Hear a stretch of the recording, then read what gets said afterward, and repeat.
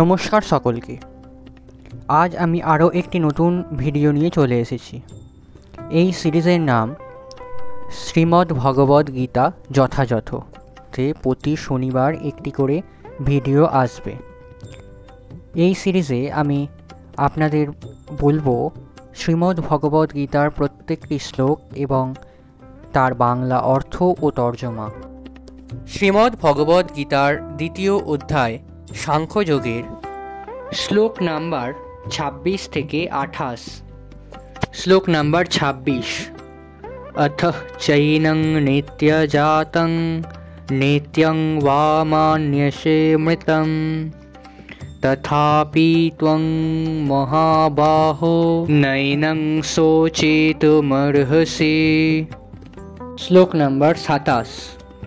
জাত্যস্য হি ধ্রুবো মৃত্যুর্ধ্রুবং জন্মামৃতস্য চ তস্মাৎ পরিহার্যেऽর্থেনং তং শোচিতুমর্হসি।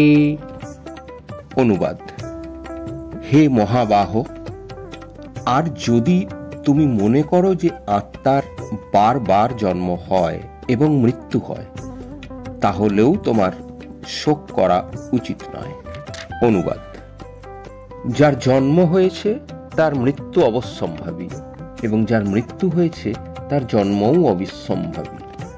অতএব অপরিহার্য কর্তব্য সম্পাদন করার সময় তোমার শোক করা উচিত নয়। তাৎপর্য: জীবদ্দশায় কৃতকর্ম অনুসারে কোনো বিশেষ দেহপ্রাপ্ত হয়ে আত্মা জন্মগ্রহণ করে। তারপর কিছুকাল যাবৎ জড় জগতে ক্রিয়াকলাপ সম্পাদন করার পর তাকে মৃত্যুবরণ করতে হয় আরেকটি দেহ লাভ করার জন্য। এভাবেই আত্মা জড় বন্ধন থেকে মুক্ত না হওয়া পর্যন্ত জন্ম মৃত্যুর চক্রে আবর্তিত হতে থাকে। এই জন্ম মৃত্যুর চক্র অবশ্য অনর্থক যুদ্ধ, হত্যা ও হিংসাকে অনুমোদন করে না, কিন্তু তবুও মানব সমাজে নিয়ম শৃঙ্খলা বজায় রাখার জন্য হিংসা ও যুদ্ধ অপরিহার্য হয়ে পড়ে।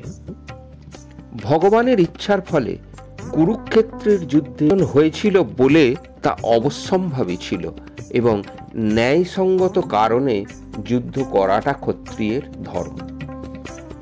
যেহেতু অর্জুন যথার্থ কর্তব্য কর্মের অনুষ্ঠান করছিলেন, তাই তার আত্মীয় স্বজনের বিয়োগের আশঙ্কায় কেন তিনি ভীত এবং শোকান্বিত হয়েছিলেন? নিয়ম লঙ্ঘন করা তার পক্ষে সম্ভব ছিল না, আর তাই যে পাপ কর্মের ভয়ে তিনি ভীত ছিলেন তার ফল ভোগের অধিকারীও তিনি ছিলেন। তার কর্তব্য কর্ম থেকে বিরত থাকলেও মৃত্যুর হাত থেকে তিনি তার আত্মীয় স্বজনদের রক্ষা করতে পারতেন না, কিন্তু ভুল কর্মপন্থা অবলম্বন করার জন্য তিনি অধোগামী হতেন। শ্লোক নাম্বার 28। অব্যক্তাদীনি ভূতানি ব্যক্তমধ্যানি ভারত অব্যক্তানি ধনন্যেব তত্র কা পরিদেবনা। হে ভারত, সমস্ত সৃষ্ট জীব উৎপন্ন হওয়ার আগে অপ্রকাশিত থাকে, তাদের স্মৃতিকালে প্রকাশিত থাকে এবং বিনাশের পর আবার অপ্রকাশিত হয়ে যায়। সুতরাং তার জন্য শোক করার কি প্রয়োজন? আমরা যদি ভগবত গীতার উক্ত এই বৈদিক সিদ্ধান্তকে মেনে নিই যে জড়দেহটি কালের প্রভাবে বিনষ্ট হবে, কিন্তু আত্মা চির শাশ্বত, তাহলে আমাদের সব সময় দেহটিকে একটা পোশাকের মতো বলে মনে করতে হবে। তাই এই পোশাকটির পরিবর্তনের জন্য কেন আমরা শোক করব? আত্মার নিত্যতার পরিপ্রেক্ষিতে প্রকৃতপক্ষে জড়দেহের যথার্থ কোনো অস্তিত্বই নেই।